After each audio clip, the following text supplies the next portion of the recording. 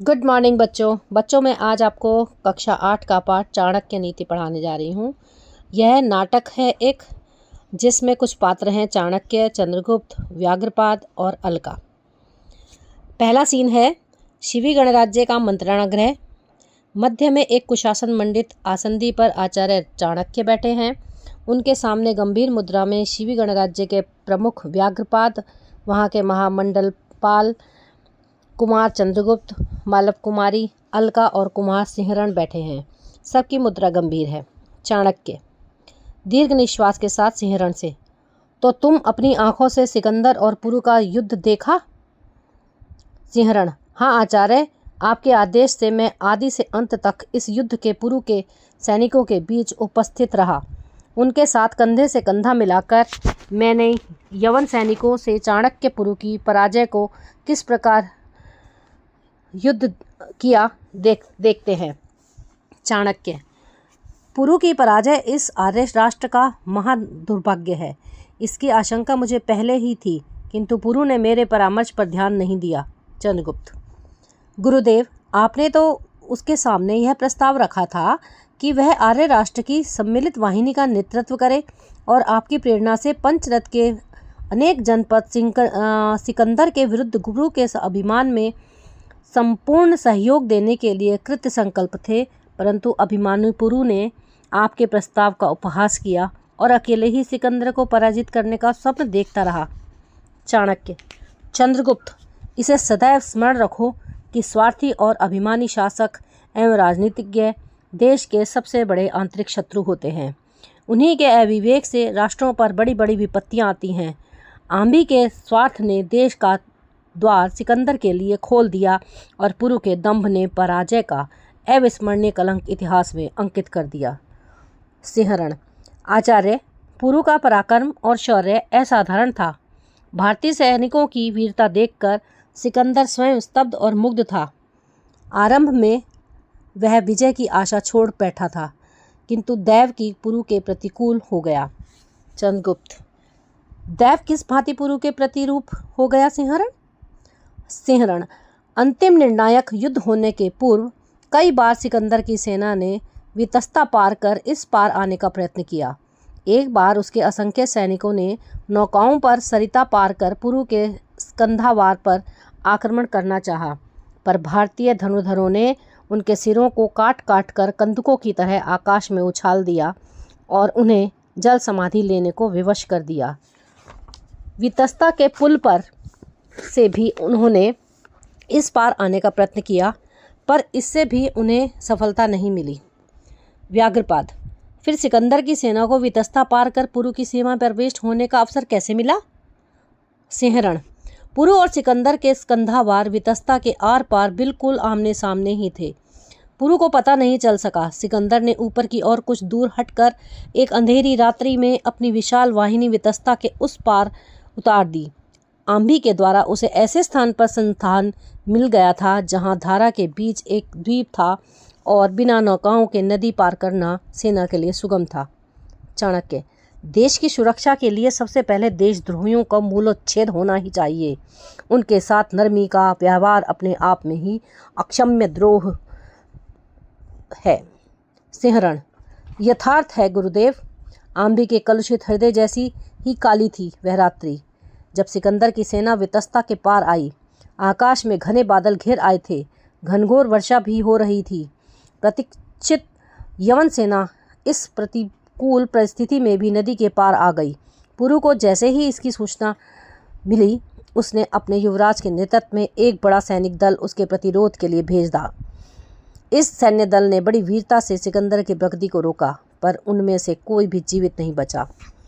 चाणक्य, मदान्ध और अदूरदर्शी राजपुरुषों के अविवेक और प्रमाद के कारण अपराजय सेनाएं भी पराजित हो जाती हैं।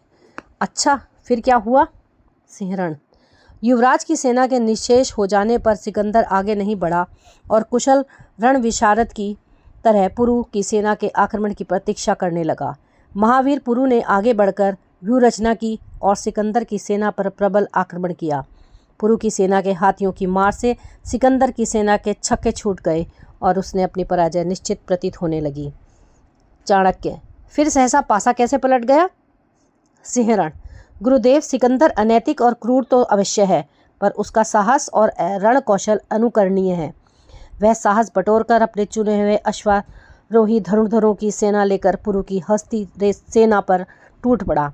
ग्रीक सेना के प्रशिक्षित और अनुभवी अश्वारोही हाथियों के व्यूह में घुसकर उनको भालों से छेदने लगे।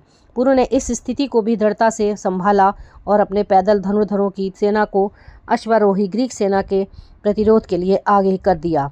चाणक्य, पुरु के ये धनुर्धर अपने अचूक लक्ष्य भेद के लिए विख्यात हैं। उसे इन पर बड़ा गर्व था। सिंहरण, आचार्य, दुर्भाग्य के सामने किसी की भी कुछ नहीं चलती। आप जानते ही हैं, ये सैनिक भूमि पर टेक कर अपना धनुष चलाते हैं। वर्षा के कारण भूमि इतनी गीली हो गई थी कि उनके धनुष धरती पर टिक ही नहीं पाए, फिसल गए। परिणाम यह हुआ कि पुरु की सेना भी क्षण संधान का कौशल प्रदर्शित किए बिना ही मारी गई। तत्पश्चात? चाणक्य, तत्पश्चात कुछ नहीं, मैं वह नहीं सुनना चाहता। तुम कहोगे महावीर पुरु समस्त सेना का संहार हो जाने पर भी अकेला युद्ध क्षेत्र में डटा रहा। मूर्ख के शौर्य को मैं शौर्य नहीं मानता। मेरी दृष्टि में क्रूर विजेता और पराजित शूर दोनों ही एक जैसे निंदनीय हैं। चंद्रगुप्त, मैं आपकी बात नहीं समझ सका गुरुदेव। मेरी बात बड़ी सरल है चंद्रगुप्त। मैं कहता हूँ, अच्छे शूर कभी पराजित नहीं होते। यदि वे पराजित होते हैं तो अपने या अपने नेता की अदूरदर्शिता, जड़ता और प्रमाद के कारण। चंद्रगुप्त, आचार्य देव, आप चाहते क्या हैं? चाणक्य, चंद्रगुप्त सुनो, मैं चाहता हूँ हमारे इस देश में शौर्य के नाम पर पराजय की पूजा कभी न की जाए। शौर्य का एक ही लक्ष्य होता है, विजय। उसे प्राप्त करने के सब साधन जुटाने रहना ही सच्ची वीरता है। हमारे राजपुरुष इतने दूरदर्शी, दक्ष और कर्तव्यपरायण हों कि उनकी योजनाओं में संयोग का, दुर्भाग्य का कोई अवकाश न हो। हमारी सेनाएं इस प्रकार प्रशिक्षित की जाएं कि वे जल, स्थल, मरुस्थल, गहन वन एवं दुर्लभ्य पर्वत शिखर पर अप्रतिह गति की जयिष्णु युद्ध कर सकें। भयंकर वर्षा, ग्रीष्म और प्रचंड शिशिर जैसी प्रतिकूल से भी प्रतिकूल ऋतुओं में भी अपना विजय अभियान अकुंठित रहें। अलका, बड़ा महान स्वप्न है गुरुदेव। चाणक्य हंसकर, हाँ, स्वप्न, मैं स्वप्नदर्शी नहीं हूँ अलका, मैं सत्यदृष्टा हूँ, ब्राह्मण हूँ। मैं सत्य ही देखता हूँ और सत्य ही मेरी वाणी में निवास करता है। तुम इसे मेरा जीवनादर्शन कह सकती हो, पर दूसरे देश जिसे आदर्श कहते हैं वही इस देश के जीवन का यथार्थ है। चंद्रगुप्त, गुरुदेव, आपकी उज्ज्वलित वाणी के इस महाप्रभाव में हमारे तन, मन और प्राण आपके निर्दिष्ट लक्ष्य की ओर बह चलने को आकुल हो रहे हैं। आप हमारे कर्तव्यों का निर्धारण करें। चाणक्य, ठीक है चंद्रगुप्त, सिकंदर की सेना की गतिविधि का मुझे आभास मिल गया है। वह अब धीरे धीरे अश्विनी की ओर बढ़ रहा है। वह इस मार्ग में पड़ने वाले गलेचियान, कठ और अम्भट्ट गणराज्यों को ध्वस्त और त्रस्त करता हुआ आगे बढ़ेगा। सिकंदर की सेना को पराजित करने के लिए इन तीनों गणराज्यों की सम्मिलित शक्ति पर्याप्त है, पर अब इतना समय नहीं है कि वे सम्मिलित मोर्चे का निर्माण कर सकें। दूसरे, पुरु की सेना पथ प्रदर्शक बनकर अब ग्रीकों के आगे आगे चल रही है। अतएव इन छोटे छोटे गणराज्यों का टिकाना तो कठिन ही है। अलका, फिर क्या किया जाए गुरुदेव? चाणक्य, अलका, तुम और सिंहरण अपनी टोली के साथ इन गणराज्यों में फैल जाओ और साधु, कवि, नर्तक, नट, पुराणवाचक, कथाकार, उपदेष्टा आदि के रूप में जनता के मनोबल को ऐसा दृढ़ बनाओ कि विषम से विषम परिस्थिति में भी अटल अचल रहें। तुम अपने दल में विश्वसनीय और कुशल व्यक्तित्वों की वृद्धि करते रहो। जो आज्ञा गुरुदेव। चंद्रगुप्त, मुझे क्या करना है आचार्य? चाणक्य, वत्स, तुम अपने दल के साथ उन पश्चिमी गणराज्यों में फैल जाओ जिनको सिकंदर ने पराजित किया है। इन राज्यों में तुम यवनों के विरुद्ध विद्रोह की आग भड़का दो, जिससे वे फिर इस रास्ते से लौटने का साहस न कर सकें। चंद्रगुप्त, गुरुदेव, यह तो मगध को पददलित करने का स्वप्न देख रहा है। अभी उसके इस रास्ते से लौटने की स्थिति ही कहाँ है? चाणक्य रहते उनकी जन्मभूमि पर यवनों के चरण नहीं पड़ सकते। मैंने सब व्यवस्था कर दी है। मेरा संदेश वहाँ के महामंत्री के पास पहुँच गया है। वह भी तैयारी कर रहा होगा। मैंने अपने गुप्तचर भी पंचनद से मगध तक फैला दिए हैं। जो जनता को सिकंदर के अभियान के विरुद्ध उत्तेजित कर रहे हैं। मैं ऐसी परिस्थिति का निर्माण करना चाहता हूँ कि सिकंदर को शत्रु पार करने का साहस ही न हो। यदि उसने ऐसा किया तो उसे शत्रु और यमुना के बीच भगत की लाक्षादिक वाहिनी का सामना करना होगा। चंद्रगुप्त, धन्य गुरुदेव, आपकी योजना मेरी समझ में आ गई। मैं पश्चिमी जनपदों में विद्रोह की आग भड़का दूंगा, किंतु सिकंदर ने यदि आपकी योजना अनुसार आगे बढ़ने का साहस नहीं किया और पश्चिमी जनपद विद्रोह हो गए, फिर भी सिकंदर अपने लौटने का मार्ग निकाल लेगा। उसके लिए आपने क्या व्यवस्था की है? चाणक्य, तुम्हारी जिज्ञासा ठीक है वत्स।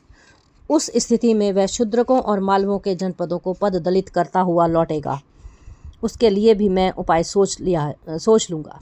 सिंहरण, वह क्या है आचार्य? सिंहरण, अलका के साथ तुम कठ और अम्बष्ट की जनता को प्रबुद्ध करते हुए शीघ्र से शीघ्र मालवा पहुँचो। तुम मालवा को शूद्रक और मालवों की पुरानी शत्रुता को दूर कर उन्हें सम्मिलित रूप से सिकंदर के प्रतिरोध के लिए तैयार करो। मशहूर मालवों और शूद्रकों की सम्मिलित शक्ति के साथ सिकंदर की सेना टिक नहीं सकेगी।